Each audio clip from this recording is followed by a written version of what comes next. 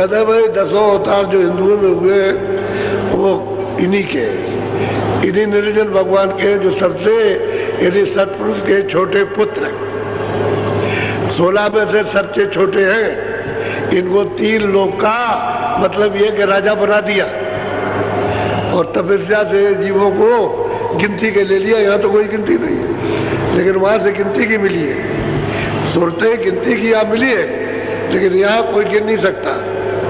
10 अवतार इन्हीं के, इसके आगे नहीं है। राम भी यही के, कृष्ण भी यही के, ये सब जितने अवतार आप गिनते हो वो सब इन्हीं के हैं। इन्हीं के मंडल एक सूरत आई, वही अवतार कहलाती है। वहां से एक सूरत को भेज दिया कि जाओ तुम मित्रलोक में जा करके ये काम करो। उन्होंने यहाँ करके काम कराया उन्हीं के। तो जब जब मतलब ये है कि रास्ता नष्ट हो जाता है मानवता का, कर्म धर्म का, पापाचार फैल जाता है, तब ऐसे भेज दिया जाता है कि जाओ ये काम करो, और काम करने के बाद पता ही नहीं चलता कहाँ चले गए। संत सबका भेज जाते हैं, उनको सब मालूम कि वो तो जाते हैं, वो तो छोटे के पास भी जाएंगे, इसके ऊपर बड़ा है उसके बाद, और बड़े से बड़े के पास भी जाएंगे और ऊपर भी जाएंगे। वो सबको देखते हैं और सबसे मिलते हैं और सबकी रचना को देखते हैं। अब उसी रामायण में तुलसीदास ने लिखा है कि जब राम का मैंने दर्शन किया और मोह विलोक राम मुस्काई, तो तुरंत में उनके मुख में उस पार चला गया। उस पार चौक में खड़ा हो गया तो देखता हूँ और नजर आया ये सब अन्न की रचना, सर्व वैकुंठ की ये रचना दिखाई दे, मित्रों की भी दिखाई दे रही। और ऊपर देखता हूँ तो कहते बहुत ब्रह्मांड दिखाई देते हैं, भांत भांत की रचना, अति विचित्र, तार लोक अनेका और रचना हमें सही। उसी रामायण में लिखा, लेकिन वो कोई मिलत चाहिए। अब उनको तो संत मिल गए, तो आपने तो कुछ समझा नहीं कि कौन मिला कौन नहीं मिला, आप तो जानते नहीं।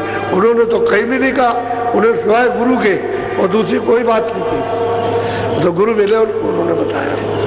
अगर गुरु न मिलते तो रास्ता उनको कौन देता? बोलो। जिन्हें भाका वेद विचारा, जग में फेरा काल पसारा। बस कहते हैं कि भाई उन्होंने तपस्या की और मतलब ये है कि उन्होंने वेद लिखे और फिर उन्होंने उसका पसारा सबको सुना करके और सबको कर्म कांड का संदेशा दे करके दे दिया, अधिकार दे दिया, आप जो चाहो सो करो। अब उसी का हिसाब लेते देते रहते, बस यही है उनका काम। अब ये है उन्होंने वर्णन किया, लेकिन वो तो चुपचाप अलग बैठ गए। अगर ब्रह्मा विष्णु महादेव को ये मालूम हो जाए कि ईश्वर वहाँ बैठे हुए, निरंजन भगवान वहाँ पर बैठे, तो ये सब छोड़ देंगे काम तुरंत। लेकिन आद्या माँ शक्ति जो बीच में इनकी अर्धांगिनी बैठी है, वो इनसे मिलने नहीं देगी। उसको पूरा अधिकार, क्योंकि उसी से तो पैदा हुए, वो बीच में बैठी है और इनको देखती रहती है। इसीलिए जब ये तपस्या करने गए तो आद्या महाशक्ति माता ने पूछा इनसे तीनों से कि उसी के तो है ये पुत्र, कि भाई तुमने देखा, तुमने पिता को देखा?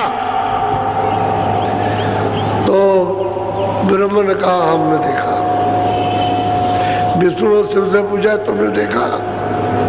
क्या हमने नहीं देखा। तब उसने देखा कि ये झूठ बोल गया, तो उसने कहा कि तुम बड़े झूठा हो, तुम बड़े लबार हो। उससे कहा ब्रह्मा से कि तुम बड़े झूठे बड़े लबार हो और तुम्हारी जगत में कोई पूजा नहीं होगी, कोई पूजा नहीं करेगा। इन दो की पूजा ये सच बोले और तुम झूठ बोले, सब कुर्मा तुम्हारा झूठा होगा। साफ साफ कहा, इसको श्राप दे दिया उनको दोनों को। तो जगत में दो की पूजा होती है कि नहीं होती, लेकिन तीनों के काम एक ही है, उत्पत्ति और पालन और प्रलय। काम मतलब एक ही है, एक ही पद है, काम अलग अलग। ये तीनों अपना अपना काम करते, उनकी पूजा नहीं होती, उनकी पूजा होती। तो झूठ बोलने पर हमने देखा, इन्होंने किसी ने नहीं देखा।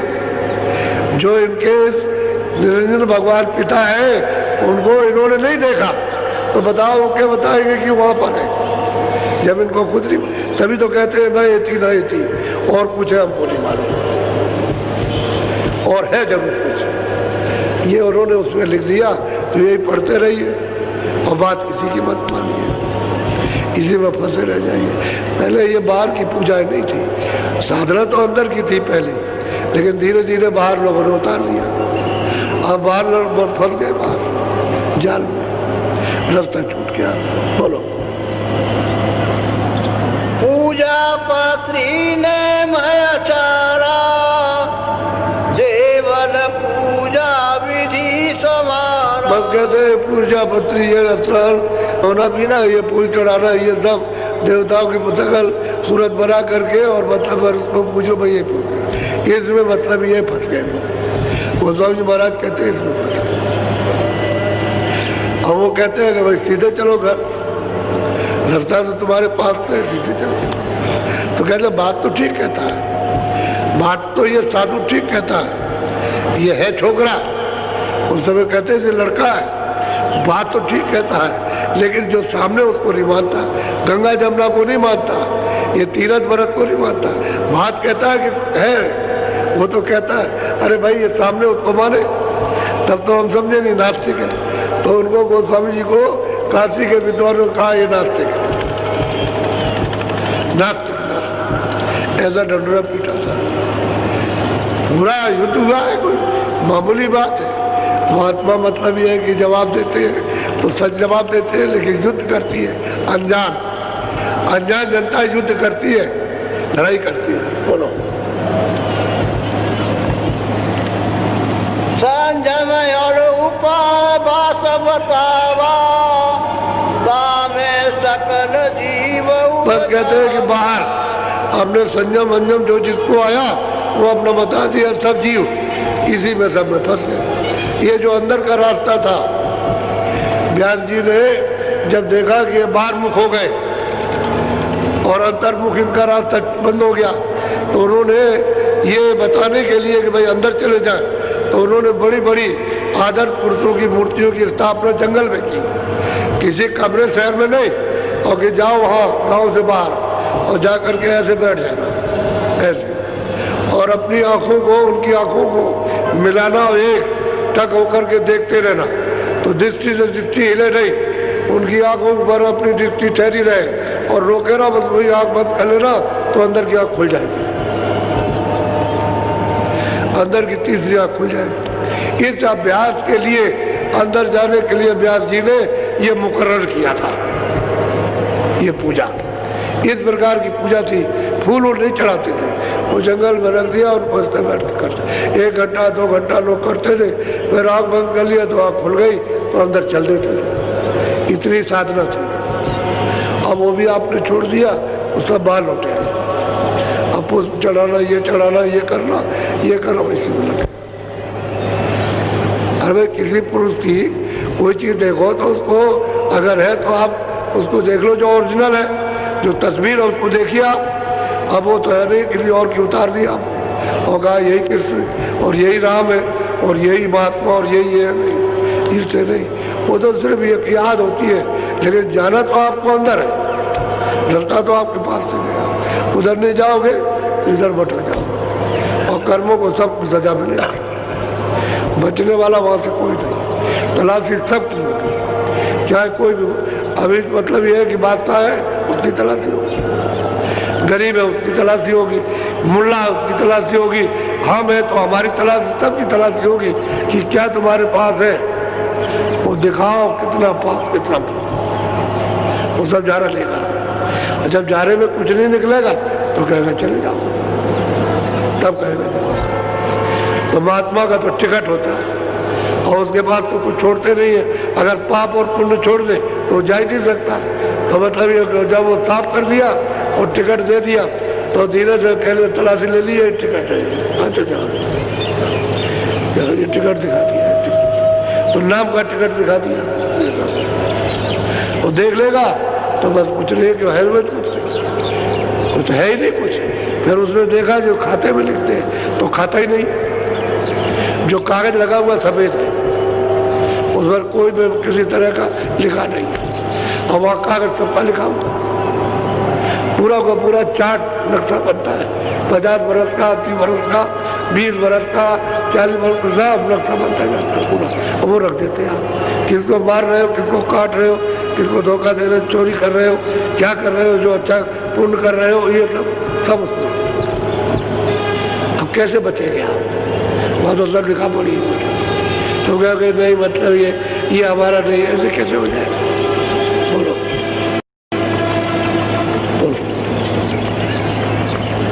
ये निर्वाण काम सकीना मुक्ति का वेदन दी। हम कहते हैं भाई ये तो निर्वाण पद था, उन्होंने इन सबको पैदा कर दिया और पैदा करके ये बनवा कर जाल बिछा दिया और मुक्ति का जो रास्ता था छूट। मुक्ति तो बहुत आगे,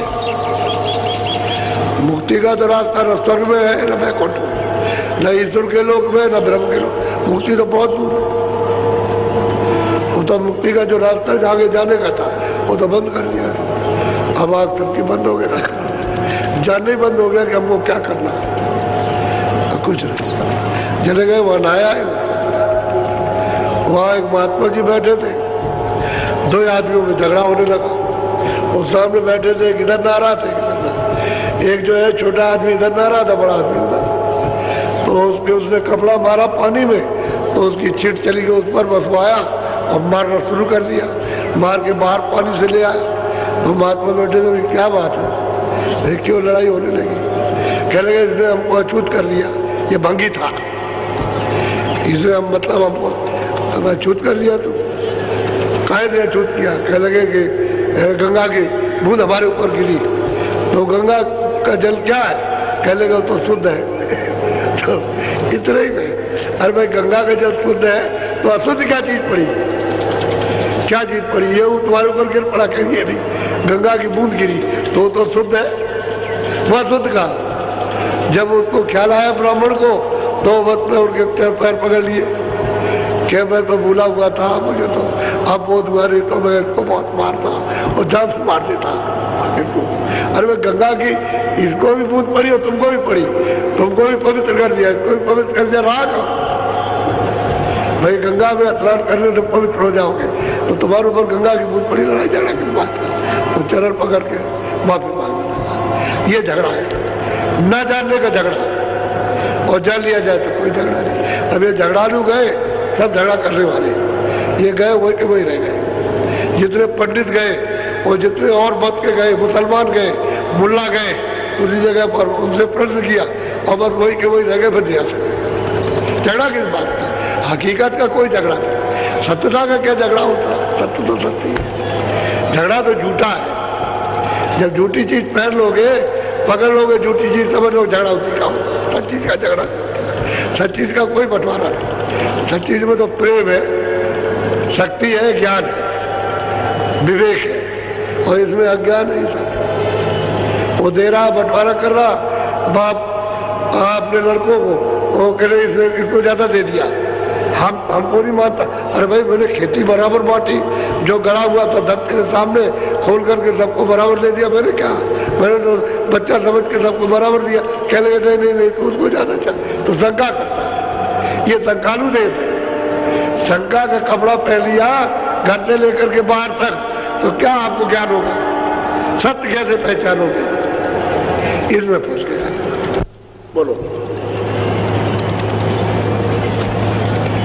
शास्त्र पुण्य की न पुराना, धर्म चलाई जीव जाना। बस कहते भाई शास्त्रों ने तो बाहर से जो कुछ भी लिखा पड़ा बाहर कर दिया, और बस उन्होंने कहा ये है, शास्त्र ने ये कहा, बस यही कर्म करने लगे और जीवों को सबको कहते उलझा दिया, सब जी फंस गए। अब गोस्वामी जी महाराज उनको उपदेश कर रहे, सब फंस गए।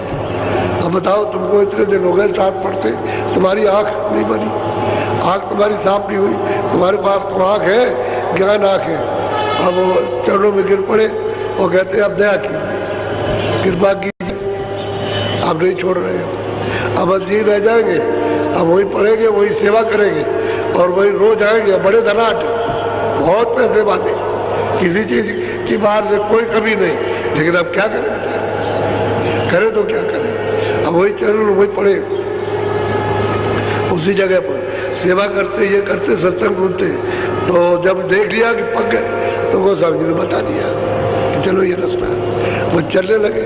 अब ये कहेंगे सब झूठा, अब ये बोलेंगे उसको प्राप्त करने के बाद कहेंगे सब झूठा, ये जितना भी हमारा जो है हमारे ग्रंथ सब झूठे और ये सब झूठे, ये सब धोखा, यही कहेंगे। यही विद्वान पंडित काशी के चिल्लाएंगे कि ये शास्त्र वगैरह सब झूठे, इसमें किसी को कुछ मिलने वाला नहीं है। जब सत्य मिल जाएगा, असत्य गिर जाएगा तो झूठा हो जाएगा। तो सत्य मिल जाना चाहिए, सत्य चीज है। तो मालिक है जिसने सबको बनाया, तुमको भी उसी ने बनाया, तुमको भेजा, इनको भी उसने भेजा, जितने वे सबको उसने भेजा। जमीन आसमान सब वहीं से आया, उसको अलग किया गया, सब चीज उसी से आई है और वो अब भी वैसे ही है। उसके यहाँ क्या, उसके यहाँ तो समुद्र अलग कर दो, कुछ नहीं है, वो तो अथाह है, अर्वचनीय, कोई उसको कह नहीं सकता, इतना लंबा चौड़ा। अगर खरबों का हो, शंखों का हो, महाशंखों का हो, उसका कोई वारा पार नहीं, इतना लंबा चौड़ा। अरे भाई जीवात्माओं की जमीन है नहीं है, ये जमीन तो इनकी ऊपर है, रहने का स्थान तो इनका देश तो ऊपर है, ये तो नीचे मलबूत की जमीन है, पर्दे की जमीन है, मतलब इस गंदगी की ये जमीन, ये जीवात्माओं की। इसलिए जीवात्माओं का इन सुरतों का जमीन से, इस मिट्टी से मेल नहीं हो सकता। और मिट्टी में आपस में जड़ चेतन ग्रंथ पड़ गई, जड़ के साथ चेतन की गांठ बंध गई। अब यद्यप बिल्कुल झूठी है, लेकिन आप कैसे खोल सकते हो जब तक महात्मा न मिले? महापुरुष मिलेगा तब खुलेगा, आप नहीं खोल सकते। सब कुछ है लेकिन तुमको होश ही नहीं आता, इतने आप इसमें फंस गए हो, उलझ गए हो कि वहाँ होश ही नहीं आता एकदम से। तुम शक्तिहीन हो गए, ज्ञानहीन हो गए, जब बुद्धि नष्ट हो गई, मन मैला हो गया, सब तो सब गंदगी आ गई। अब क्या कर रहे हैं? सो गए, कोई आदमी सो रहा, अभी नहीं कि आने वाला है, वो आवाज देगा, वो जड़ गिरोगे, शरीर सब टूट जाएगा, देर नहीं लगेगी, 1 सेकंड का भी काम नहीं है। जो उसने वहां से आवाज दी कि समय पूरा हो गया, मैं आ रहा हूँ, बुद्धि पागल, आप बोल नहीं सकते, देर से कहा गया, क्या हो गया, क्या हो गया, बोलो। ये सब वेद काम जानी, यह विधि जैन धर्म निर्वाणी। अब गोस्वामी महाराज इनको समझा रहे तो कह रहे लगे बीच में कि अब मैं सब समझ गया कि हमारे धर्म में जो कुछ भी है सब पोल है, पोल है, पोल पोल है, जो कुछ मिलेगा नहीं। साहब साहब यही देनी कहने लगे, जो सबसे आगे अगुआ काटते वो पीछे हो गए और सब जान गए, और वो वैसे ही रह गए बेचारे, क्या करें। अब इनकी देवियां इनसे भी तेज निकलेगी, जो ये जैन मत की है वो भी इन्हीं के पास गिरेगी आकर के, और वो इनसे भी तेज जाएगी और उसको प्राप्त कर लेंगी, उसी अनामी पुरुष को, उसको पा लेगी, ऐसी तेज रहेंगी। लेकिन वो कैसे, वो तो आपको जानना पड़ेगा कि भाई किस तरह से ये बनेगा, ये मेरा ये ढांचा जिसमें गंदगी जमा कैसे शुद्ध होगा, ये तो आपको जानना ही पड़ेगा। शुद्धि कर लो तो देर क्या लगे, कुछ नहीं लगती। ये गंदा है, पहला हो गया है पहाड़ों की तरह से कड़ा, ये पहाड़ तो टूट भी जाएंगे, टूटता भी नहीं है, ऐसा बोझा लदा हुआ है जीवों के ऊपर। तो बोझे को कैसे टालोगे? कोई आएगा उसमें लगाएगा तो वही पत्थर जब गलेगा तब फिर मतलब धुआं बनेगा, तो स्टीम जब लगेगी तभी तो धुआं बनेगा, तभी तो पत्थर गलेगा। तो वो स्टीम जानते नहीं कैसे तैयार की जाए। तो महात्माओं के पास जाओ, वो तैयार हो गया, वहां से बनेगा, तब ये साफ होगा, धुआं की तरह उड़ जाए। जैसे ये धुआं है ऐसे उड़ जाएगा, बिल्कुल हवा आएगी तो ऐसे उड़ जाता है, जो सामने आँख खुलती है तब दिखाई देता है कि देव सृष्टि क्या है, कैसे लोग वहाँ रहते हैं, कैसा कैसा आनंद वहाँ, देव सृष्टि स्वर्ग की बैकुंठ यही से बैठ के दिखाई देती है। अरे भाई तुम दरवाजे पे बैठे हो, इधर भी दरवाजा उधर भी दरवाजा, उधर नहीं जा रहे इधर चले जा रहे, तो दरवाजा किसी से पूछना पड़ेगा कि उधर घुसने का कौन सा दरवाजा है, उधर भी बंद कर दिया, इधर भी बंद है। तो दरवाजा तो चाहिए जानने के लिए, तो कोई मिल जाए जानकार को,